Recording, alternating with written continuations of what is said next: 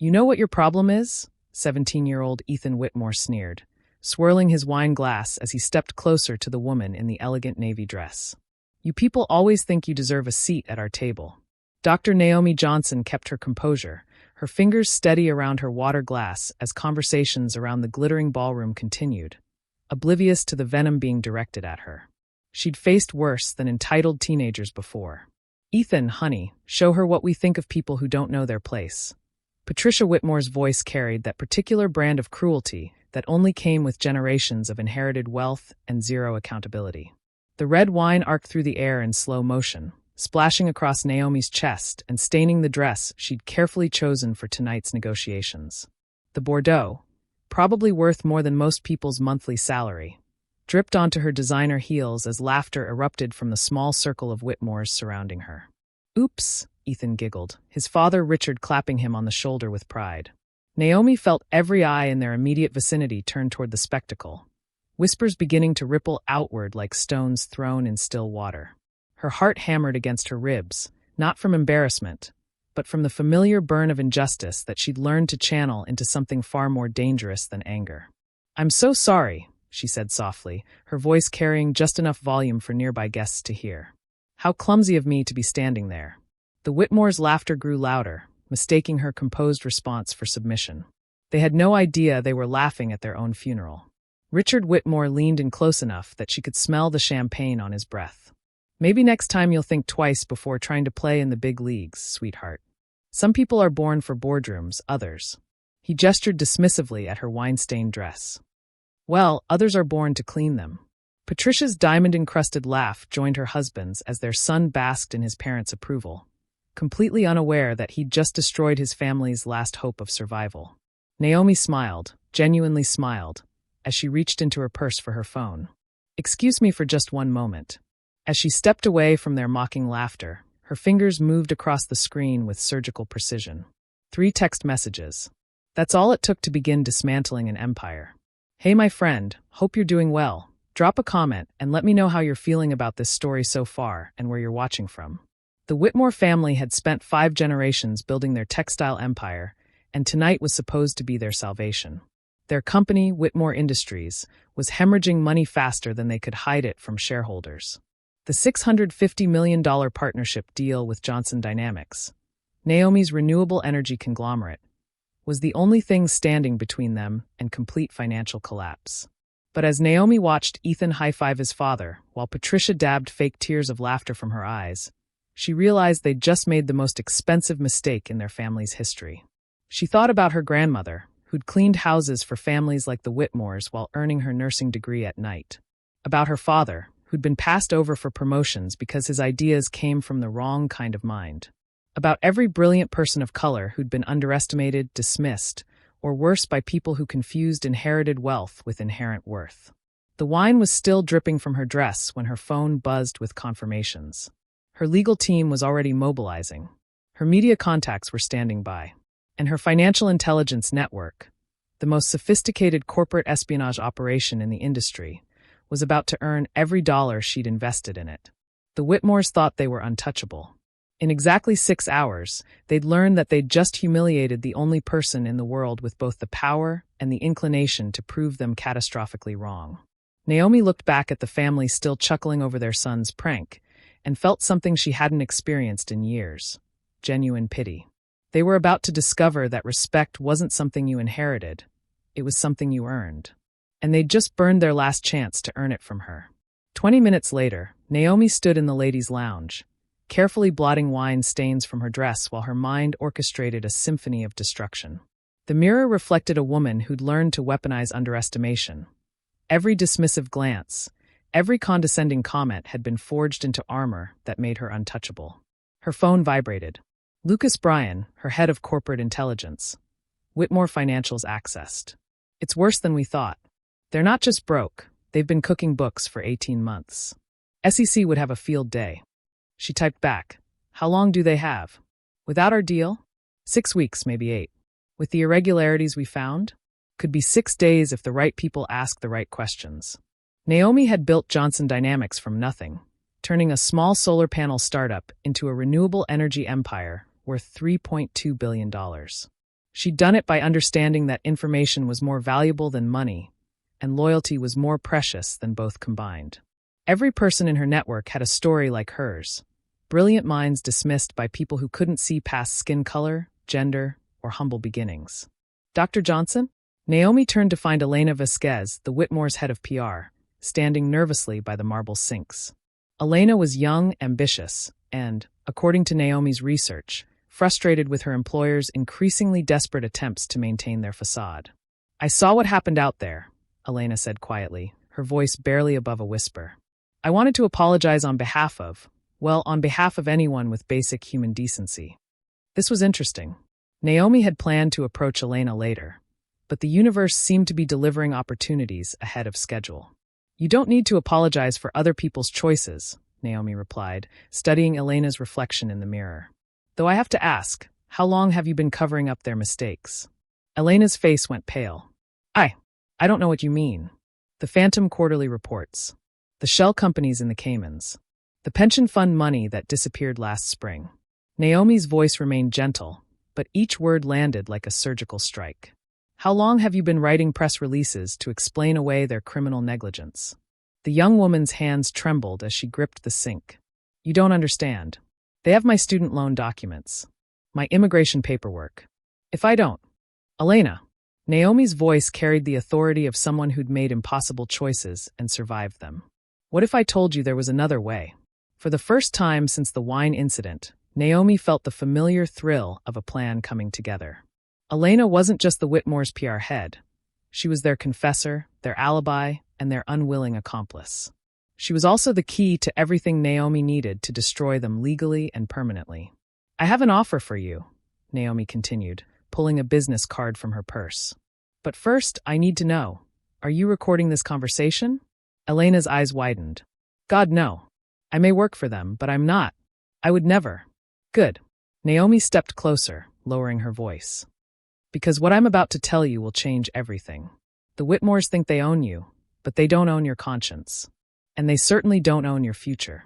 Meanwhile, back in the ballroom, the Whitmore family was celebrating their son's performance with increasingly expensive champagne. They had no idea that their PR head was about to become their executioner. Richard Whitmore raised his glass to his wife and son. To putting people in their place, he announced loud enough for nearby tables to hear. "Some lessons are worth the price of a good bottle of wine." What Richard didn't know was that his own accountant, David Kim, was standing 3 feet away, recording every word. David had been feeding information to Naomi's team for 6 months, ever since the Whitmores had blamed him for their accounting irregularities and threatened to have him deported if he didn't sign falsified documents. The betrayal web was intricate and perfectly balanced. Every person the Whitmores had abused, dismissed, or threatened over the years was now positioned like a chess piece, waiting for Naomi's signal to move. Patricia Whitmore noticed David nearby and grabbed his arm possessively. "David, darling, tell Dr. Johnson's little friends that we're not interested in their charity deal anymore. We've decided we don't need partners who can't handle a little wine on their dress." David smiled and nodded, his recording device capturing every syllable of what would soon become evidence in a federal investigation. "Of course, Mrs. Whitmore. I'll make sure everyone knows exactly where the family stands." As Naomi emerged from the ladies' lounge with Elena walking slightly behind her, their alliance forged in whispered promises of protection and justice, she surveyed the ballroom with new eyes. The Whitmores thought they were predators in a room full of prey, but they'd actually wandered into a carefully constructed trap. Her phone buzzed again. This time it was her legal team. Regulatory complaint drafted. Ethics board standing by. Media packets ready for distribution. Just say when. Naomi looked across the room at Ethan Whitmore, now drunk on wine and applause, completely unaware that his privileged world was about to collapse around him. His parents stood beside him like proud generals who didn't realize their entire army had already switched sides. The first betrayal was complete. Elena was now feeding real information to Naomi's team instead of cover stories to the press. David had documented enough evidence to sink the family legally. And the Whitmores were still laughing, still convinced they'd won something tonight. They had no idea their executioner was wearing a wine-stained dress and smiling back at them from across the room. The crystalline sound of a champagne glass being tapped silenced the ballroom as Richard Whitmore stepped onto the small stage near the orchestra. Naomi watched from her position near the back, Elena now standing loyally beside her. Both women understanding that whatever happened next would be the point of no return. Ladies and gentlemen, Richard's voice boomed with the confidence of a man who'd never faced real consequences. Tonight was supposed to be about partnership, about bringing together old money and... He paused, his eyes finding Naomi in the crowd, newer enterprises. The crowd tittered, missing the venom in his tone. But sometimes you have to ask yourself, what's the cost of doing business with people who don't share your values? People who don't understand the traditions that built this great nation. Richard's smile was poison wrapped in silk. That's why I'm announcing that Whitmore Industries will be withdrawing from all negotiations with Johnson Dynamics, effective immediately. Gasps rippled through the crowd. Naomi felt Elena tense beside her, but she remained perfectly still, her face a mask of polite interest, even as her heart hammered with a mixture of fury and vindication. Patricia stepped forward, her diamond necklace catching the ballroom lights. We've built our reputation on integrity and class. We simply cannot associate with. She gestured vaguely toward Naomi. Well, with people who create such disturbances. The lie was breathtaking in its audacity. They were framing their racism as a moral stance, their cruelty as virtue. Ethan beamed beside his parents, drunk on their approval and the crowd's attention. Furthermore, Richard continued, his voice growing stronger with each word, we'll be sharing our experiences with the business community. People deserve to know what they're dealing with when they consider partnerships with certain companies. Threat issued. Line crossed. War declared. Naomi pulled out her phone and typed a single word to her team. Execute. Within seconds, her network sprang into action across the city. In a downtown law office, her attorneys filed complaints with the Securities and Exchange Commission, the Department of Labor, and the Federal Trade Commission. In a gleaming media building, investigative reporters began uploading stories that had been researched and written for months, just waiting for the right moment. And in a dozen corporate boardrooms, CEOs who owed Naomi favors began making very specific phone calls. But it was the message from her grandmother that stopped Naomi cold. Baby girl, I'm watching the live stream from the gala. That family reminds me of the Hendersons, the ones who had me arrested for theft when I wouldn't lie about what I saw their son doing to that young girl. Some people think money makes them untouchable. Show them different. This wasn't just business anymore. This was generational trauma being confronted, systematic abuse being answered, and the ghosts of every ancestor who'd been silenced demanding justice. Naomi's phone buzzed again. This time it was someone unexpected. Senator Maria Rodriguez, chair of the Senate Ethics Committee. Naomi, I saw the news. We've been investigating Whitmore Industries for months based on whistleblower reports. Can we talk? The Whitmores had no idea that their public humiliation of Naomi had just triggered a federal investigation that was already years in the making. But more than that, they'd declared war on someone who had senators on speed dial and commanded loyalty from people they'd spent decades abusing. Elena leaned close to Naomi's ear. There's something else you need to know. The pension fund money they stole? It wasn't just numbers on a spreadsheet.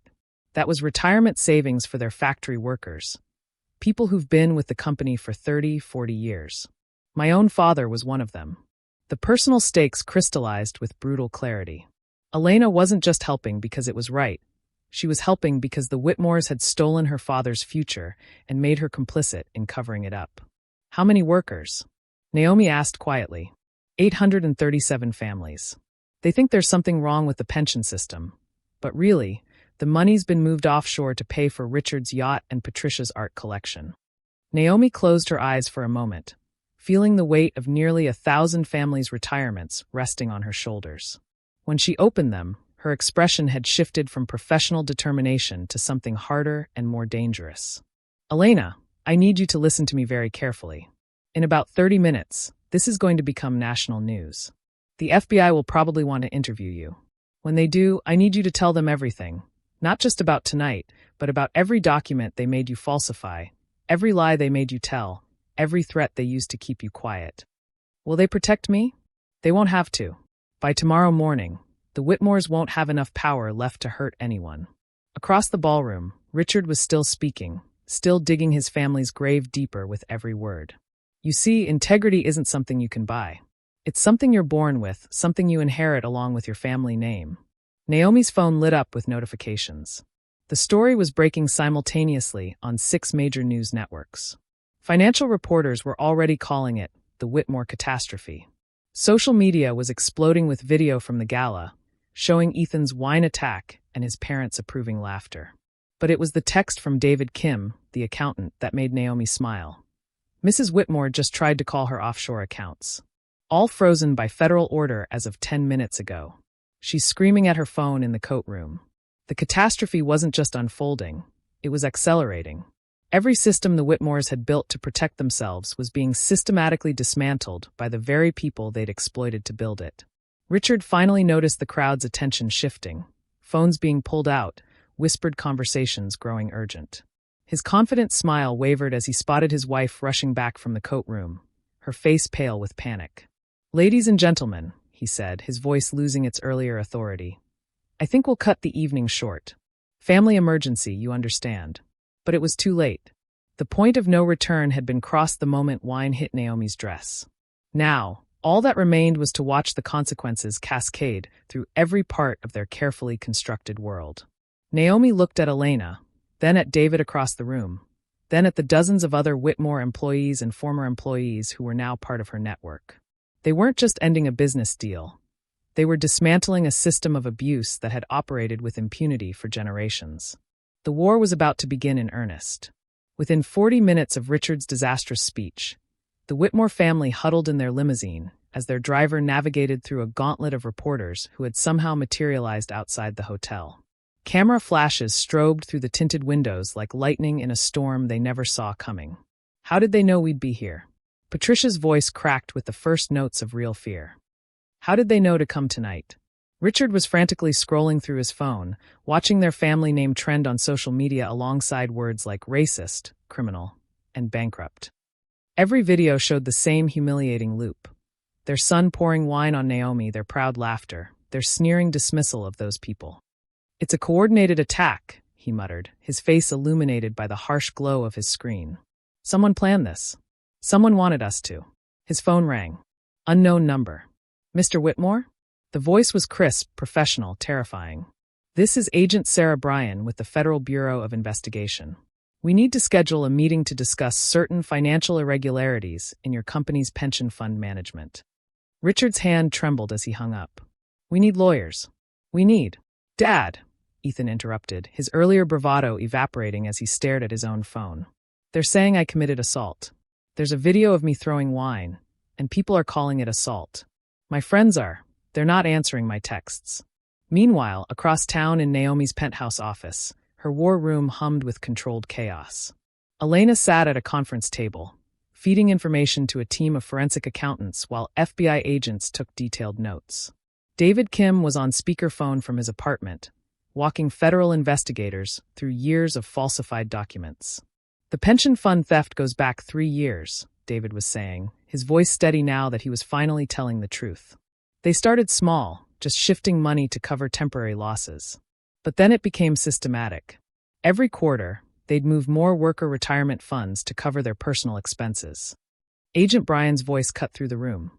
"How much total?" $47 million over 36 months. 837 families, some with retirement accounts completely emptied. Naomi felt the weight of those numbers. Each digit represented someone's future, someone's security, someone's dignity stolen by people who already had more money than they could spend in 10 lifetimes. Her phone buzzed with an update from her media team. "Story going international." BBC picked it up. Al Jazeera running a segment on American corporate racism. "Your grandmother's interview from 1987 about the Henderson family is being shared everywhere. People are connecting the patterns." But it was the message from her head of security that made Naomi's blood run cold. Whitmore Industries just hired Blackstone Security. They're not just getting lawyers, they're getting the kind of people who make problems disappear permanently. The pressure was building on all sides now. Legal, financial, social, and potentially physical. Elena looked up from her laptop, her face pale. "They just sent a company-wide email. They're blaming the pension fund shortage on me. They're saying I was embezzling money, and they just discovered it during a routine audit." Classic Whitmore strategy. When cornered, sacrifice the smallest person in the room. "Forward that email to Agent Bryan immediately," Naomi instructed. "Document everything." They just added witness intimidation and false accusations to their growing list of federal charges. But the Whitmores weren't finished with their desperate maneuvers. At that exact moment, Richard was placing a call to Senator Tom Bradley, a man whose campaigns had been generously funded by Whitmore Industries for 15 years. "Tom, I need a favor. This Johnson woman, she's orchestrating some kind of hit job on my family. Can you make some calls? Slow down any federal investigations." There was a long pause on the other end. "Finally, Richard, I saw the videos. Your son assaulted a respected businesswoman, and you laughed. Even if I wanted to help, which I couldn't. The optics alone would destroy me. But our contributions will be returned immediately. Good luck, Richard. You're going to need it." The senator hung up, leaving Richard staring at his phone in disbelief. 40 years of political relationships, millions in campaign contributions, and now even his purchased allies were abandoning him. Patricia was having her own crisis, calling every social connection she'd cultivated over decades of charity galas and exclusive events. "Miranda, darling, surely you don't believe what the media is saying about us? We've been friends for 20 years. But Miranda Henderson, whose family had once been destroyed by Naomi's grandmother's testimony, had a long memory for justice. "Patricia, I think it's time old debts were paid. My family learned the hard way what happens when you cross someone with nothing left to lose." Back in Naomi's office, her grandmother appeared on a video call from her retirement home in Baltimore, her eyes sharp with 8 decades of hard-earned wisdom. "Baby girl, I've been watching the news. That boy who threw wine on you, he reminds me of Tommy Henderson. Same smirk, same entitlement. But here's what you need to know. The Hendersons never fell because of what I said in court. They fell because their own people finally had permission to tell the truth." Naomi understood. The Whitmores weren't being destroyed by her. They were being destroyed by years of accumulated betrayals, cruelties, and crimes that their victims had been forced to swallow in silence. She'd simply provided the platform for truth to finally speak. "How many more people are coming forward?" Naomi asked her team. 17 former employees in the last 2 hours, Elena reported. Sexual harassment, wage theft, illegal terminations. And that's just tonight. We're expecting dozens more by morning. But the most devastating news came from an unexpected source. Ethan's former roommate from prep school had just uploaded a video to every social media platform simultaneously. "This is Connor Walsh," the young man said, his face serious as he addressed the camera. "I roomed with Ethan Whitmore for 3 years. I need people to know. Tonight wasn't an aberration. This is who he's always been." The video showed a pattern of abuse spanning years. Ethan humiliating scholarship students, making racist comments about staff members, bragging about his family's ability to disappear problems. Every cruel moment had been documented by a roommate who'd finally found the courage to speak. Naomi's phone lit up with messages from around the globe. Business leaders canceling partnerships. Politicians distancing themselves. Even the Whitmore family's own board members were quietly reaching out to her team, offering to cooperate in exchange for leniency. "Dr. Johnson," Agent Brian's voice cut through the noise in the room. "We just received word that the Whitmore family is attempting to liquidate assets and transfer funds to offshore accounts. We're moving to freeze everything within the hour." The pressure was becoming unbearable from every direction. Legal walls closing in. Financial accounts being locked down. Social isolation complete. Media attention intensifying. And somewhere in the darkness, security firms were being hired to make the growing problems disappear by any means necessary. The Whitmores had spent decades building a fortress of wealth and influence around themselves. Now they were discovering that fortresses could become prisons, and their own victims held all the keys. Elena looked across the table at Naomi, her voice quiet but determined. "There's something else. Something I haven't told anyone yet." Naomi leaned forward, sensing that whatever Elena was about to reveal would change everything once again. "The wine tonight, that wasn't spontaneous. Patricia told Ethan to do it. She said, and I quote, 'Show that woman what we think of people who don't know their place.' She planned the whole thing. The humiliation hadn't been a teenager's impulse. It had been a calculated assault orchestrated by adults who thought their money made them untouchable. They were about to learn how wrong they were." Elena's revelation hung in the air like a guillotine blade as Naomi processed the full implications. Premeditated. Calculated. Patricia Whitmore had orchestrated her son's assault while smiling to her face, treating her humiliation like dinner theater for their amusement. "There's more," Elena continued, her voice barely above a whisper. "When Patricia was planning it, She said something that didn't make sense at the time. She said, "That Johnson woman thinks she's so smart, just like her grandmother.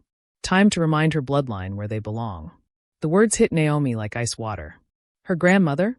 I thought it was just random racism, but… Elena pulled up something on her laptop. "I've been researching tonight, cross-referencing your family history with theirs. Naomi, I think there's something you don't know about why they targeted you specifically." Before Elena could continue, Naomi's phone rang. The caller ID made her blood freeze. Lucas Bryan, her most trusted advisor, calling from what should have been his secure line. "Naomi, we have a problem." Lucas's voice was tight with panic. "Someone's been feeding information to the Whitmores. They knew about the federal investigation before we triggered it. They've been preparing." "What are you talking about?" "The assets they're moving offshore. They started liquidating 3 weeks ago, right after you first mentioned considering their deal. Someone on our team has been keeping them informed about every move we planned to make." Naomi's world tilted on its axis. Her network, her family of loyal allies built from shared trauma and mutual respect. Someone had betrayed them all. "Who?" she asked, though part of her already dreaded the answer. "I don't know yet, but Naomi, they know about the Eugene family." Everything stopped. The Eugene family was Naomi's most closely guarded secret. The foster family who'd taken her in when her parents died, who'd sacrificed everything to help her get into college, who'd believed in her when the world saw only another orphaned black girl with impossible dreams. "They know about Maria and Carlos," Lucas continued. "They know about your legal guardianship. They know about the money you've been sending to pay for Carlos's cancer treatment." The room spun around Naomi. Maria and Carlos Eugene weren't just her former guardians. They were the closest thing to parents she had left. Their struggles had driven every decision she'd made, every empire she'd built, every battle she'd fought. They were her weakness, her humanity, her heart. And now the Whitmores knew exactly how to destroy her. "There's something else," Elena said, her laptop screen now showing a scanned newspaper article from 1987. "This is the original story about your grandmother and the Henderson family." Naomi read the headline with growing horror. "Maid's testimony destroys Henderson dynasty. Family fortune lost in sexual assault cover-up scandal." But it was the accompanying photo that made her world collapse entirely.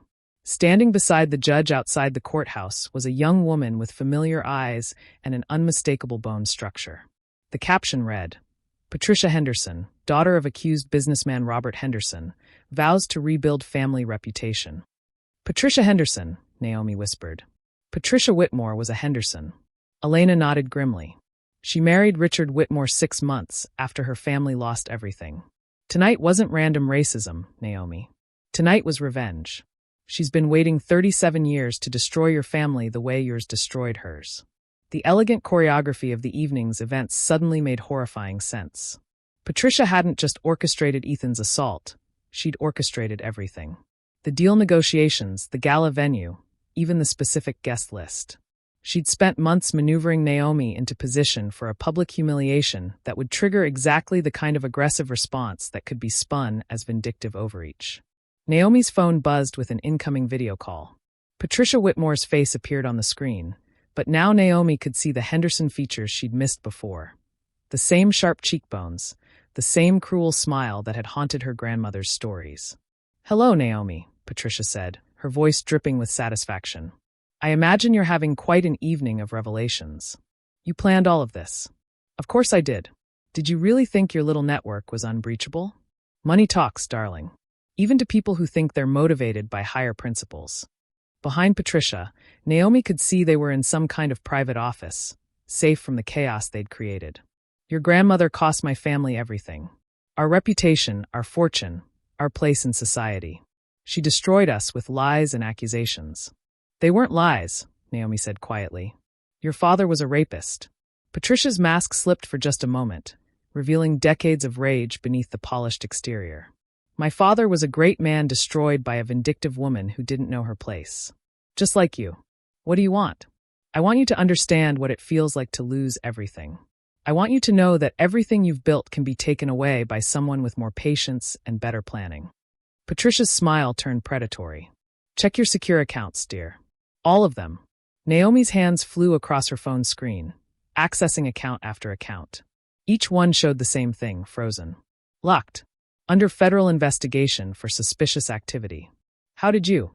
Your trusted advisor Lucas has been very helpful these past few weeks. Amazing how deeply in debt someone can get when their mother needs experimental cancer treatment. Amazing how grateful they become when someone offers to pay for it. The betrayal hit like a physical blow. Lucas, who'd been with her for 8 years. Lucas, who'd helped her build everything. Lucas, whose mother Naomi had personally ensured received the best care available. You see, Naomi, I learned something important when your family destroyed mine. The key isn't just having money. It's understanding that everyone has a price. Everyone has someone they love more than their principles. Patricia leaned closer to the camera, her voice dropping to a whisper. Speaking of which, how are Maria and Carlos doing? I hear Carlos's cancer treatment is going well. It would be such a shame if anything interrupted his care. Pure rage flooded through Naomi's system, but before she could respond, Patricia continued. Here's what's going to happen. You're going to withdraw all complaints against my family. You're going to publicly apologize for your misunderstanding of tonight's events. You're going to announce that the deal is back on, with terms even more favorable to us than before. And you're going to do it all with a smile, just like your grandmother had to do when she cleaned our toilets. The screen went black. Naomi stared at her reflection in the dark phone screen, seeing her grandmother's eyes looking back at her. Elena reached across the table, her hand covering Naomi's, but even that comfort felt contaminated now. How deep did the betrayal go? How many people in her circle had been turned? Her secure line rang again. This time it was Maria Eugene, her voice shaking with fear. Mija, some men came to the house tonight. They said they were from the hospital, but they weren't wearing uniforms. They said Carlos's treatment could be discontinued if certain business arrangements weren't honored. Naomi closed her eyes, feeling the weight of every decision she'd ever made pressing down on her chest. She'd built an empire to ensure she'd never be powerless again, never be at the mercy of people who saw her as less than human. But Patricia Whitmore had turned her greatest strength, her love for the people who'd saved her, into her ultimate weakness. I understand, Mija, Naomi said softly. I understand everything now. When she hung up, Elena was staring at her with a mixture of sympathy and terror. What are you going to do? Naomi looked around her war room, at the evidence scattered across tables, at the federal agents who'd trusted her, at the reporters waiting for statements, at the 837 families counting on her for justice. Then she thought about Carlos Eugene, lying in a hospital bed, dependent on treatments that could disappear with a phone call. About Maria, terrified in her own home. About the grandmother who'd sacrificed everything to speak truth to power, only to see her granddaughter face the same impossible choice decades later. I'm going to surrender, she said quietly. I'm going to give Patricia Whitmore everything she wants. The devastation was complete. The war was over before it had truly begun. Or so it appeared. 2 hours later, Naomi stood in her empty office, watching her team pack evidence boxes while federal agents supervised the dismantling of everything she'd built. Elena sat in the corner, tears streaming down her face as she realized her courage had condemned not just herself, but the Eugene family and countless others. Dr. Johnson, Agent Bryan approached carefully, her voice heavy with disappointment. We understand you're withdrawing your cooperation, but we need you to know, once these investigations stop, they can't be restarted. The statute of limitations, the evidence preservation. If you walk away now, the Whitmores win permanently. Naomi nodded without looking up from the window. Across the city, she could see the lights of the hospital where Carlos Eugene lay sleeping, unaware that his treatment hung in the balance of her next decision. I understand, Agent Bryan. Sometimes justice is a luxury some people can't afford. Her phone buzzed with a message from Lucas. I'm sorry. They have my mother. I never wanted this. Even knowing about his betrayal, Naomi felt hollow rather than angry. Patricia Whitmore had turned her greatest strength, the network of loyalty built from shared trauma, into an elaborate torture device. Everyone she'd saved had become a weapon pointed at someone else she loved. There has to be another way, Elena whispered, but her voice carried no conviction. There isn't. Naomi finally turned from the window, her face a mask of resignation. Patricia spent 37 years planning this moment. She understood something I didn't, that having principles makes you predictable. And predictable people can be manipulated. Her grandmother's voice echoed in her memory. Baby girl, sometimes you have to lose the battle to win the war. But what war was left to win when surrender meant abandoning 800 families to poverty and corruption? At Whitmore Industries headquarters, Patricia stood in her husband's office, savoring her victory like aged wine.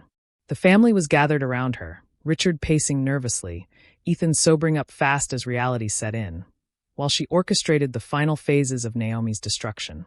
"She'll make the statement tomorrow morning," Patricia announced, reading from a secure message. "Full apology, deal restoration, public acknowledgement that tonight was a misunderstanding blown out of proportion." "What about the federal investigations?" Richard asked, still struggling to understand how his wife had orchestrated such an elaborate revenge. "Already being withdrawn. Amazing how quickly justice becomes negotiable when the right pressure is applied to the right people." Patricia's smile was sharp enough to cut glass. "By noon tomorrow, we'll not only be back to where we started, we'll be stronger. The Johnson deal will proceed on our terms, with penalties for her defamatory actions." Ethan looked between his parents, finally grasping the magnitude of what had unfolded. "You mean tonight was planned? You wanted me to throw wine on her?" "Of course, darling. Sometimes dirty work requires young hands." Patricia ruffled his hair affectionately. "You played your part perfectly." But even in victory, Patricia couldn't quite shake the feeling that something was off. Naomi Johnson had surrendered too quickly, too completely. Women who built billion-dollar empires from nothing didn't typically fold at the first sign of real pressure. "Are we sure she doesn't have some kind of backup plan?" Richard asked, voicing his wife's unspoken concern. "What backup plan could she possibly have? Her accounts are frozen, her allies have turned, her team is disbanded, and the people she loves most are under our control." Patricia's confidence wavered slightly. "No, Richard. Sometimes the simplest explanation is correct. We won because we planned better." Meanwhile, in a small hospital room across the city, Carlos Eugene held his wife's hand as they watched the late-night news coverage of Naomi's downfall. The reporters were calling it the Johnson collapse, showing footage of federal agents leaving her building with evidence boxes. "She's giving up everything for us," Maria whispered, guilt and gratitude warring in her voice. "Just like her grandmother gave up everything for justice." Carlos squeezed her hand weakly. "Maybe that's the difference between generations, mi amor. Her grandmother fought for strangers. Naomi fights for family. But what about all those families depending on her? The pension money, the workers who were stolen from. I don't know. I don't know if there's a choice that doesn't leave someone behind." Back in her apartment, Naomi sat alone on her couch, staring at a framed photo of her grandmother receiving a civil rights award in 1988. Beside it, a picture of the Eugene family at her college graduation, the only real family she'd ever known. Her phone rang. Patricia Whitmore, calling to gloat. "I wanted to thank you personally." Patricia's voice dripped false sweetness. "It takes courage to acknowledge when you've been outmaneuvered." "Is that what you think happened?" Naomi asked quietly. "I know that's what happened. Tomorrow morning, you'll apologize to my family in front of the nation's cameras. You'll restore our reputation, our deal, and our dignity. And then you'll live with the knowledge that everything you built was just a castle in the sand." Naomi was quiet for so long that Patricia began to wonder if the call had dropped. "Naomi? Are you there?" "I'm here. I was just thinking about something my grandmother told me once. She said the difference between justice and revenge is that justice rebuilds what was broken, while revenge just breaks more things." "How philosophical. Is there a point to this?" She also said that sometimes the most dangerous person in the room is the one everyone thinks has already lost. Something in Naomi's tone made Patricia's victory celebration feel premature. "What's that supposed to mean?" "It means, Patricia, that you made the same mistake tonight that your father made 37 years ago. You underestimated what happens when someone with nothing left to lose decides to stop playing by rules written by people like you. You have everything to lose. The Eugene family, your reputation, your company." "No," Naomi interrupted, her voice gaining strength. "You have everything to lose. Because while you were busy turning my allies against me, you forgot that some people can't be bought, threatened, or broken. And you definitely forgot that the best way to unite your enemies is to give them a common cause." The line went quiet except for Patricia's increasingly rapid breathing. "Sleep well tonight, Patricia. Tomorrow's going to be a very long day." Naomi hung up, then made one final call to a number she'd hoped never to use. A contact her grandmother had given her years ago with strict instructions. "Only call this person if you're willing to burn everything down to get justice, because that's exactly what they'll help you do." The phone rang once before a gravelly voice answered. "This is Director Margaret Frank. Department of Justice Special Investigations. I was wondering when you'd call. As Naomi began to speak, laying out a plan that would either save everyone she loved or destroy them all, she finally understood what her grandmother had meant about the difference between losing battles and losing wars. The Whitmores thought they'd won because they'd forced her to choose between justice and family. They had no idea she'd found a third option that would give her both. But the cost would be higher than anything she'd ever imagined. Director Margaret Frank's office at 3:47 a.m. was lit by the harsh glow of multiple monitors displaying financial records, federal surveillance footage, and communication intercepts spanning decades. Naomi sat across from the woman her grandmother had called the only honest person left in Washington, a steel-haired veteran of civil rights battles who'd spent 40 years building cases against untouchable families. "Your grandmother was right about one thing," Frank said, scrolling through evidence that made Naomi's research look amateur by comparison. "The Hendersons never really fell. They just changed their name to Whitmore and got smarter about their crimes." On the screens, Naomi could see the true scope of what she'd stumbled into. The Whitmore-Henderson empire wasn't just stealing pension funds. They were running a money laundering operation that connected to organized crime, corrupt politicians, and human trafficking networks across 3 states. "How long have you been watching them?" Naomi asked, though part of her already dreaded the answer. 17 years. Since Patricia Henderson married Richard Whitmore, and they started rebuilding what your grandmother helped destroy. Frank leaned back in her chair, her eyes never leaving Naomi's face. "The problem is, they've been untouchable. Every time we got close, witnesses disappeared, evidence vanished, prosecutors got transferred. But now you've done something beautiful and terrible. You've forced them to act in public, in ways that can't be covered up or explained away." Frank pulled up the evening's footage. Ethan's assault, Patricia's orchestrated response, Richard's public threats. "But here's the impossible choice, Dr. Johnson. To bring down the entire network, to save not just the 800 families they robbed, but the thousands of people trapped in their larger operation, we need you to do something that will destroy everyone you love." Naomi felt ice forming in her chest. "What do you mean?" "We need you to wear a wire. We need you to go to that apology press conference tomorrow and get Patricia to confess to everything. Not just tonight's humiliation, but the 37 years of crimes that followed. And we need you to do it knowing that the moment she realizes what's happening, she'll give the order to eliminate the Eugene family." The monitors around them displayed surveillance photos of Maria and Carlos, of Lucas's mother in her cancer ward, of Elena's father at his factory job. All the people Naomi loved, all the innocent victims who would pay the price for her choice to seek justice. "There has to be another way," Naomi whispered, but Frank was already shaking her head.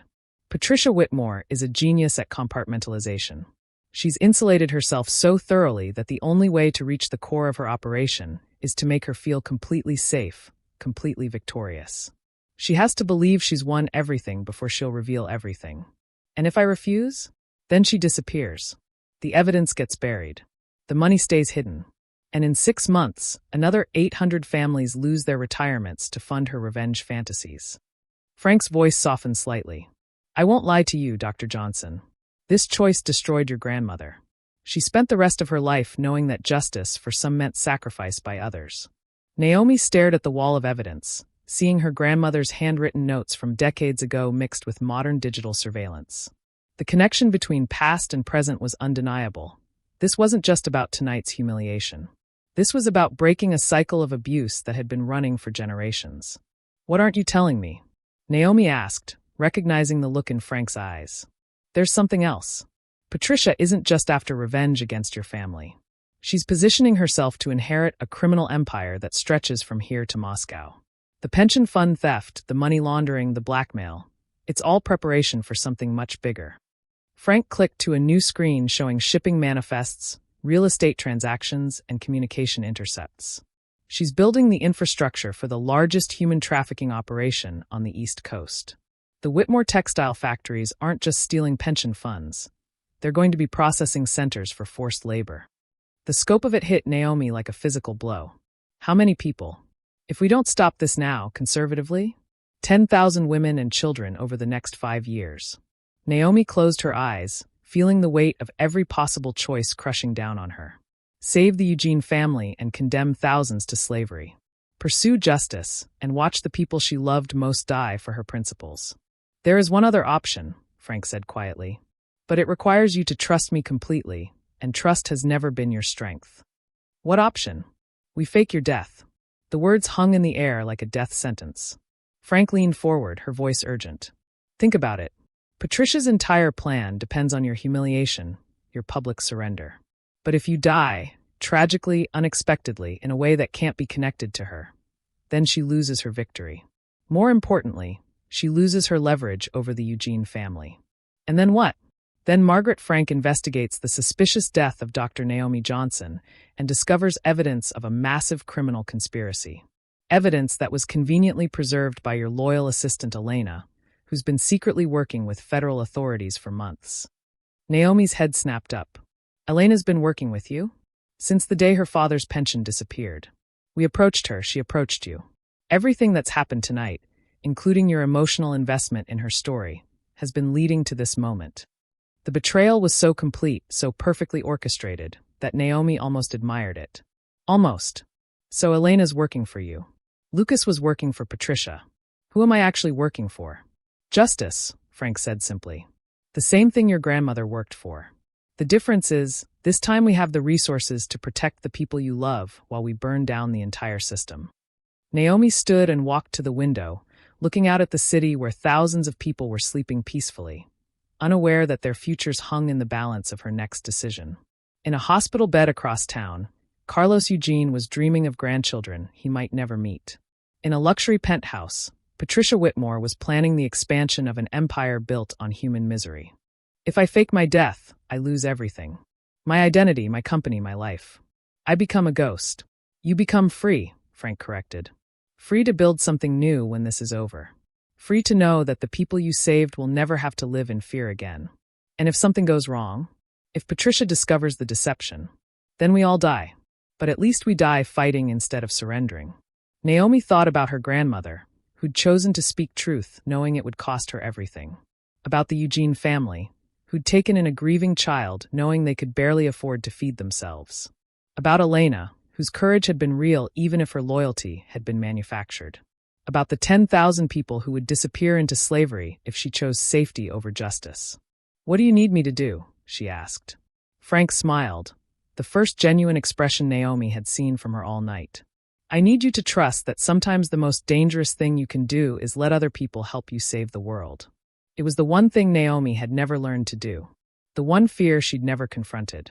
The impossible choice wasn't between justice and family. It was between control and trust. How do we start? Naomi asked. We start by making Patricia Whitmore believe she's won everything. And then we take it all away from her in ways she never saw coming. As dawn approached over the city, Naomi Johnson prepared to disappear from the world so that justice could finally be born. The impossible choice had been made. Now came the truly dangerous part, living with the consequences. The morning press conference was set for 10 a.m. at the Grand Metropolitan Hotel, the same ballroom where Patricia Whitmore believed she'd orchestrated her perfect revenge 12 hours earlier. News vans lined the streets like vultures, their satellite dishes reaching toward a sky that promised rain. Naomi sat in the hotel's service elevator, wearing a wire so sophisticated it was invisible even under the harsh lights that would soon illuminate her surrender. Director Frank's voice crackled through her nearly invisible earpiece. Remember, we need her to confess to the original Henderson crimes, the pension fund theft, and the trafficking operation. That's our window, when she thinks she's completely safe. And if she doesn't take the bait, then we proceed to phase 2. But trust me, Dr. Johnson, Patricia Whitmore has been waiting 37 years to gloat over your family's destruction. She won't be able to resist. What Frank didn't tell her, what nobody knew except 3 people in the entire federal government, was that this press conference was merely the visible tip of a massive coordinated operation that had been years in the making. At this exact moment, FBI teams were positioned outside 17 locations across 3 states, waiting for Patricia's confession to trigger simultaneous raids on the entire Whitmore-Henderson criminal network. In the ballroom, Patricia stood at the podium like a queen accepting tribute, her family arranged behind her in their restored glory. Richard beamed with relief. Ethan had sobered up enough to look appropriately remorseful, and their legal team flanked them like an army of expensive suits. Patricia's smile was radiant as she began her opening remarks. Ladies and gentlemen, Thank you for joining us this morning to witness what I believe will be a powerful moment of reconciliation and healing. She was performing for the cameras, but her eyes kept darting to the service entrance, waiting for Naomi's arrival like a cat watching a mouse approach the trap. Sometimes, Patricia continued, misunderstandings escalate beyond all reasonable proportion. Last night's unfortunate incident was precisely that, a simple case of youthful exuberance misinterpreted by someone with. She paused delicately, a tendency toward overreaction. What Patricia didn't know was that Elena Vasquez was sitting in the front row, wearing her own recording device, and ready to ask very specific questions that would guide Patricia toward the confessions they needed. What she also didn't know was that Lucas Bryan was in federal custody 3 blocks away, providing detailed testimony about every crime he'd been forced to facilitate over the past 3 weeks. The service elevator opened, and Naomi walked into the ballroom like a condemned prisoner approaching the gallows. Her face was a perfect mask of defeat and resignation, her shoulders slumped with the weight of impossible choices. The cameras swiveled toward her like weapons targeting prey. But as she walked toward the podium, Naomi caught Elena's eye for just a moment. Elena gave the tiniest nod, the signal that everything was in position. Dr. Johnson. Patricia's voice dripped false sympathy as Naomi approached the microphones. Thank you for having the grace and dignity to address last night's complications. Naomi stepped to the microphones, the wire hidden beneath her blouse transmitting every heartbeat to recording devices in 3 separate federal facilities. She looked out at the crowd of reporters, cameramen, and spectators, knowing that among them were at least a dozen undercover federal agents. I want to begin, Naomi said quietly, by apologizing to the Whitmore family for my overreaction to what was clearly a youthful mistake. Patricia's smile grew wider, more predatory. This was even better than she'd hoped. Naomi wasn't just surrendering, she was humiliating herself. Furthermore, Naomi continued, I want to acknowledge that sometimes business disagreements can be misinterpreted as personal attacks. The Johnson Dynamics partnership with Whitmore Industries will proceed as originally planned, with additional considerations for the inconvenience my actions may have caused. The reporters scribbled furiously, social media exploded with reactions, and Patricia Whitmore felt the intoxicating rush of absolute victory flooding her system. But then Elena raised her hand. Mrs. Whitmore, Elena called out, her voice carrying clearly through the ballroom. Given your family's history with Dr. Johnson's family, some people might wonder if there were deeper motivations behind last night's events. Could you address the Henderson connection? Patricia's face flickered for just a moment, surprise, then calculation, then that familiar predatory smile. She couldn't resist.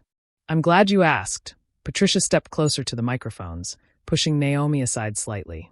Yes, there is a history between our families. Dr. Johnson's grandmother destroyed my family with false accusations and manufactured evidence 37 years ago. False accusations? Elena pressed, her voice carefully neutral. Absolutely false. My father was a great man, a pillar of the community, destroyed by a vindictive woman who couldn't accept her place in the natural order. Patricia's voice grew. Stronger, more confident. What happened to my family was a travesty of justice, and frankly, it's been satisfying to see that particular debt finally repaid. Naomi's earpiece crackled. She's taking the bait. Keep her talking about the past. But Patricia was already moving beyond the bait, intoxicated by her own narrative. You see, people like the Johnsons, people from certain backgrounds, they think they can overturn the natural hierarchy through false accusations and media manipulation. But money has a longer memory than hashtags. And the pension funds? Elena asked, her question landing like a surgical strike. Patricia's eyes lit up with malicious glee. She was so high on victory that she'd lost all caution. Oh, the pension funds were brilliant, weren't they? 837 families, all thinking their retirement money was safely invested, when really it was funding our recovery from the damage the Johnsons caused. Patricia laughed, actually laughed. Do you know how easy it is to manipulate financial records when you have the right accountants? When you have people like Lucas Bryan who will do anything to save their own families. The ballroom had gone completely silent except for the whirring of cameras and the scratch of pens on paper. Even the reporters seemed stunned by what they were witnessing. And this is just the beginning, Patricia continued, her voice rising with evangelical fervor. The textile operations, the shipping contracts, the real estate acquisitions. We're building something that will ensure families like the Johnsons never threaten families like ours again. Elena leaned forward. What kind of operations are you building, Mrs. Whitmore? The kind that understands the global marketplace for human resources. The kind that recognizes that some people are meant to serve and others are meant to be served. Patricia's eyes were burning with decades of suppressed rage and ambition. We're going to process 10,000 workers through our facilities over the next 5 years. And the beauty is, it's all perfectly legal once you understand how to structure the documentation. Human trafficking. Confessed to on live television, recorded by federal devices, witnessed by dozens of reporters. Naomi's earpiece exploded with Frank's voice. That's it. All units go. Execute all warrants now. But Patricia was still talking, still drunk on her own confession. The best part is watching people like Dr. Johnson realize that all their principles, all their righteous anger, all their little empires are just sandcastles. When you have real power, when you understand how the world actually works, you can wash away anything you don't like. That's when Naomi finally spoke again, her voice cutting through Patricia's monologue like a blade. You're right about one thing, Patricia. Some people do understand how the world actually works. Patricia turned to look at her, and for the first time, she noticed that Naomi's expression had completely changed. The defeat was gone, replaced by something that made Patricia's blood run cold. The difference, Naomi continued, is that some people use that understanding to build systems that protect everyone, while others use it to build systems that protect only themselves. What are you talking about? I'm talking about the fact that every word you just said has been transmitted to federal recording devices in real time. I'm talking about the fact that Elena Vasquez has been a federal agent for 18 months. I'm talking about the fact that while you were busy planning my humiliation, I was busy planning your complete and permanent destruction. Patricia's face went white as the implications crashed over her. Around the ballroom, federal agents were already moving into position, their badges visible now that the operation was active. I'm talking about the fact that as we speak, FBI teams are raiding every single property in your network, freezing every account you thought was hidden, and arresting every person who helped you build your trafficking operation. Patricia spun around wildly, looking for escape routes that no longer existed. You can't, this isn't, you surrendered. I surrendered publicly to protect the people I love. But privately, Naomi smiled, the first genuine smile she'd worn in 24 hours. Privately, I've been working with federal authorities to build a case against you for months. Everything that happened last night, your son's assault, your family's public racism, your threats against the Eugene family, all of it just gave us the legal justification to move from surveillance to prosecution. The wire, Patricia whispered, her hand moving unconsciously toward her throat. You're wearing a wire. I'm wearing 3 wires, actually. And so is Elena. And so are about half the reporters in this room. Naomi's voice carried clearly through the ballroom as Patricia's world collapsed around her. You see, Patricia, you made the same mistake your father made 37 years ago. You thought that money and fear could silence everyone forever.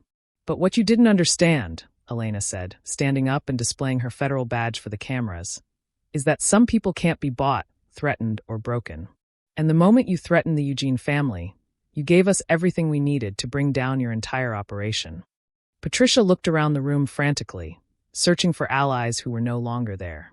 Richard was staring at his wife in horror, finally understanding the scope of what she'd been hiding from him.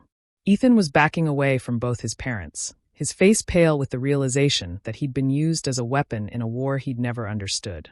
Ladies and gentlemen, Agent Frank's voice boomed through the ballroom as she entered with a team of federal marshals.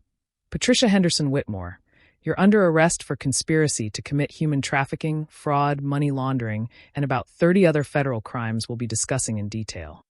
As the handcuffs clicked into place around Patricia's wrists, she looked at Naomi with pure hatred. This isn't over. You think you've won, but money like ours doesn't just disappear. We have connections, we have resources. Had, Naomi corrected quietly. You had connections. You had resources. What you have now is a federal prison cell, and the knowledge that 837 families are getting their retirement money back.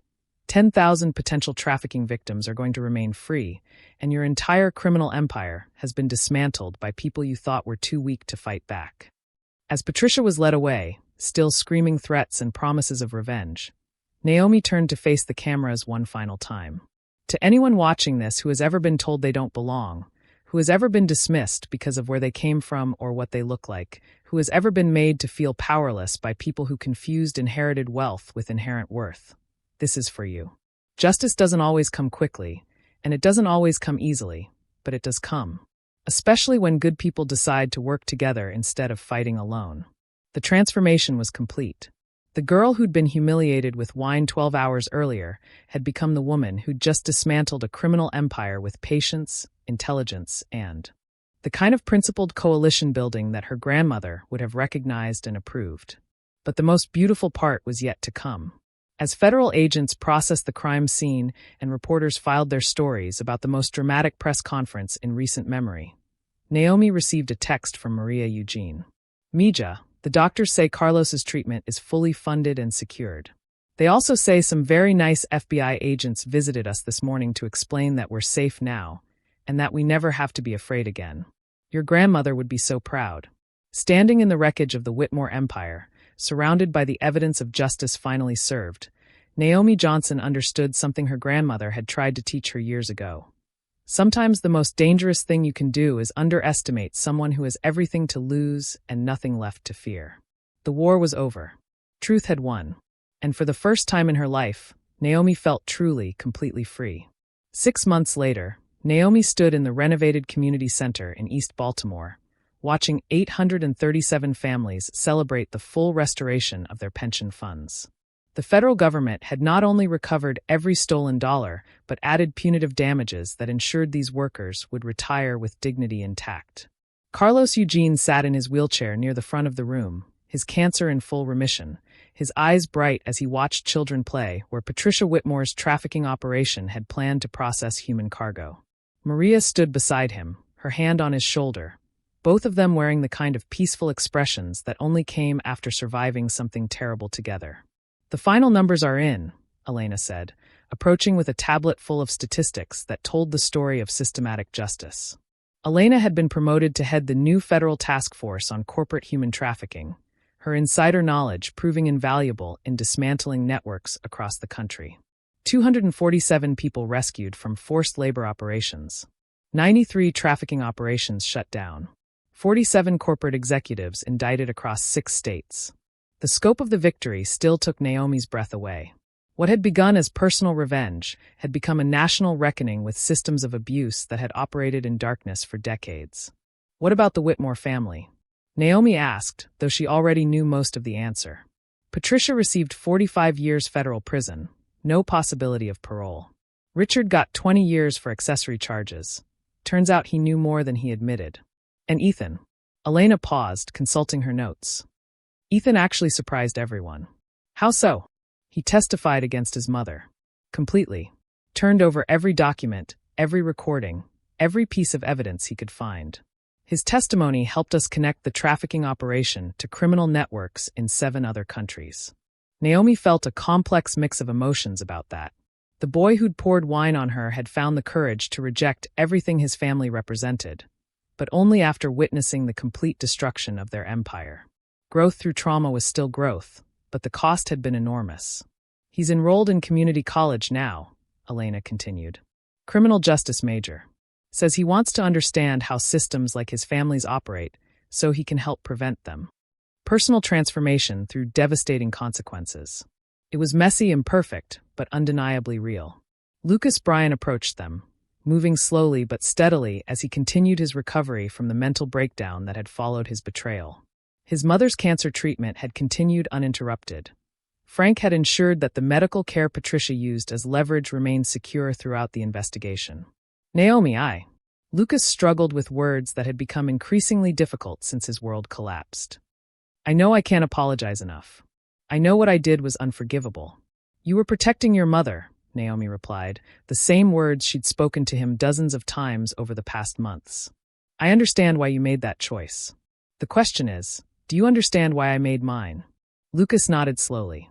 You chose to trust people instead of controlling them. I chose control and lost everything. You chose trust and saved everyone. It wasn't entirely accurate. Naomi's choice had been messier and more desperate than that. But it captured something important about the difference between leadership rooted in fear and leadership rooted in faith in other people's capacity for growth. Dr. Johnson? A young voice interrupted their conversation. Naomi turned to find a teenage girl with Patricia's bone structure but softer eyes. Ethan's younger sister, Claire, who'd been away at boarding school during the catastrophe and had only learned about her family's crimes through news reports.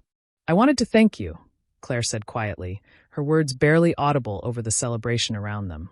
"Not just for stopping them, but for making it clear that I didn't have to become them."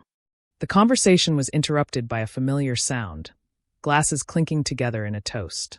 But this time, instead of champagne in crystal flutes, it was fruit punch in plastic cups, held by factory workers and their families, community organizers and federal agents, former adversaries who had become allies in the fight for something larger than themselves.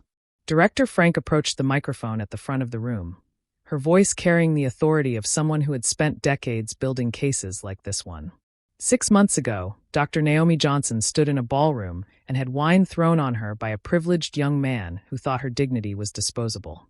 Today, that same Dr. Johnson stands in a community center funded by restitution money, surrounded by families whose futures were saved by her courage to trust other people with her most dangerous secrets. The applause was thunderous, but Frank wasn't finished.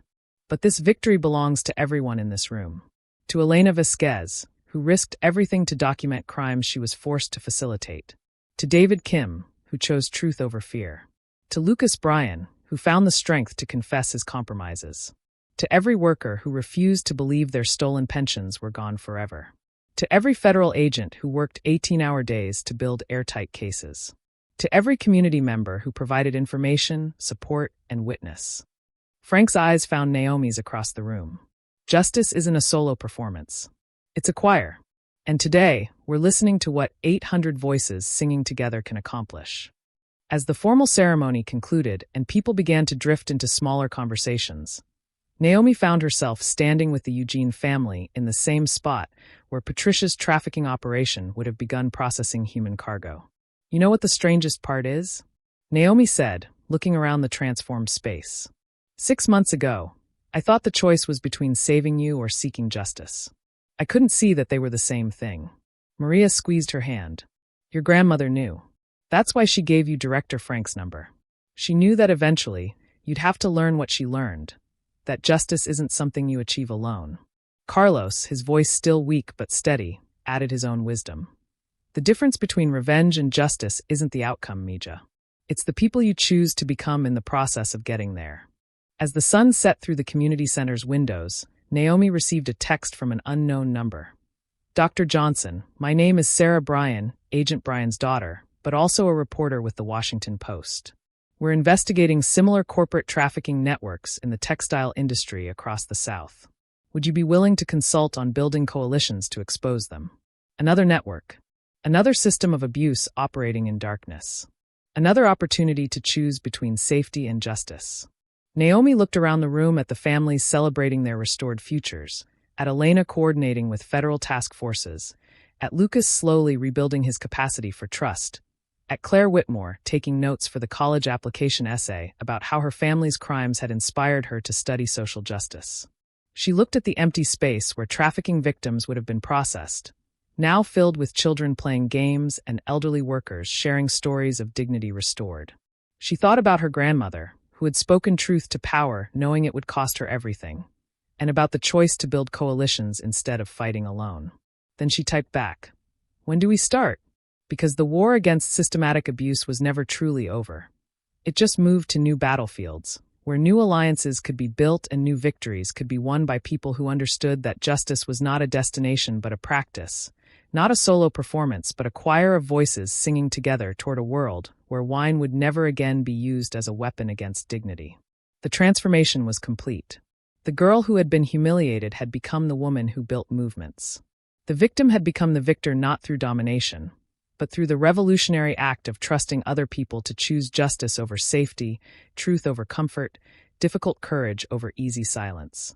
Standing in a room full of people whose lives had been saved by collective action, surrounded by the evidence that systematic change was possible when good people decided to work together instead of fighting alone, Naomi Johnson finally understood what her grandmother had been trying to teach her all along. The most dangerous thing you can do to people who build their power on isolation and fear is to refuse to be isolated or afraid. And the most beautiful thing you can do is help other people discover that same refusal within themselves. What did this story teach you about the power of building coalitions instead of fighting battles alone? Drop your thoughts in the comments and subscribe for more stories that will change how you see the world.